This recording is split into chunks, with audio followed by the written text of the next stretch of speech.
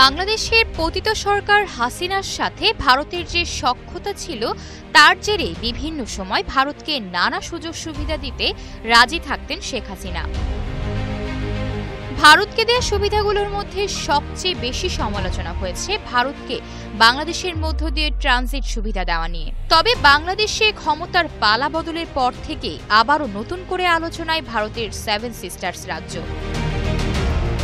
সম্প্রতি ভারতের মেঘালয় রাজ্য বাংলাদেশের মধ্য দিয়ে নতুন এক অর্থনৈতিক করিডোর পেতে প্রস্তাব করেছে। মূলত ভারতের পশ্চিমবঙ্গ থেকে উত্তর পূর্ব ভারতে সংযোগ করবে বাংলাদেশের মধ্য দিয়ে। এই প্রস্তাবিত করিডোরটি হিলি মহেন্দ্রগঞ্জ আন্তর্জাতিক অর্থনৈতিক করিডোর নামে পরিচিত। হিলি পশ্চিমবঙ্গের দিনাজপুর জেলার সীমান্তবর্তী একটি শহর। এদিকে মহেন্দ্রগঞ্জ মেঘালয়ের গারো পাহাড় অঞ্চলের সীমান্ত শহর। এই দুটি অঞ্চলের সঙ্গেই বাংলাদেশের সীমান্ত রয়েছে। উত্তর পূর্ব ভারত পুরোপুরি স্থলবেষ্টিত। উত্তর পূর্ব অঞ্চলে 8টি প্রদেশের মধ্যে অবস্থানগত দিক থেকে 7 সিস্টার্স ভারতের মূল ভূখণ্ড বা রাজধানী থেকে অনেক দূরে। বর্তমানে এই 7 সিস্টার্স পশ্চিমবঙ্গের সরু চিকেন নেক করিডোরের মাধ্যমে যুক্ত। যদি এই করিডোর না থাকতো তাহলে মূল ভারতীয় ভূখণ্ডের সঙ্গে উত্তর পূর্ব ভারতের যোগাযোগ বিচ্ছিন্ন হতো। তবে এই পথটি অনেকটাই দীর্ঘ। এই করিডোরের সবচেয়ে সরু অংশটা মাত্র 21 কিলোমিটারের চওড়া, যার আশেপাশেই রয়েছে অন্তত 4টি দেশের আন্তর্জাতিক সীমানা: চীন, নেপাল, ভুটান ও বাংলাদেশ।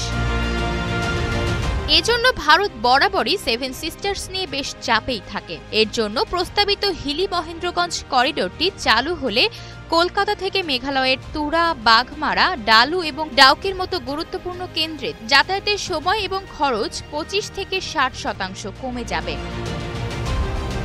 এই করিডোরটির দৈর্ঘ্য হবে 100 কিলোমিটার, যার ফলে বরাক উপত্যকা এবং ত্রিপুরার সঙ্গে কলকাতার দূরত্ব 600 থেকে 700 কিলোমিটার কমে যাবে। এটি একটি সমান্তরাল অর্থনৈতিক করিডোর হিসেবে কাজ করবে। তবে এই করিডোর নির্মাণ করতে হলে ভারতকে অবশ্যই বাংলাদেশের ভূখণ্ডই ব্যবহার করতে হবে। এই করিডোর নির্মাণ হলে বাংলাদেশের মধ্য দিয়ে ভারতীয় পণ্য পরিবহনের ট্রানজিট ফি পাবে বাংলাদেশ, যা বাংলাদেশের অর্থনীতিতে নতুন মাত্রা যোগ করবে।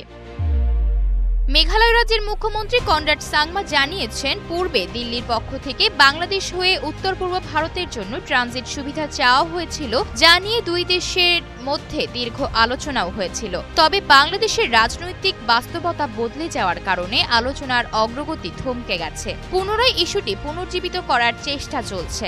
তবে কবে নাগাদ এটি হতে পারে তা বলা একটু কঠিন, কারণ এর সঙ্গে বাংলাদেশের সরকার যুক্ত।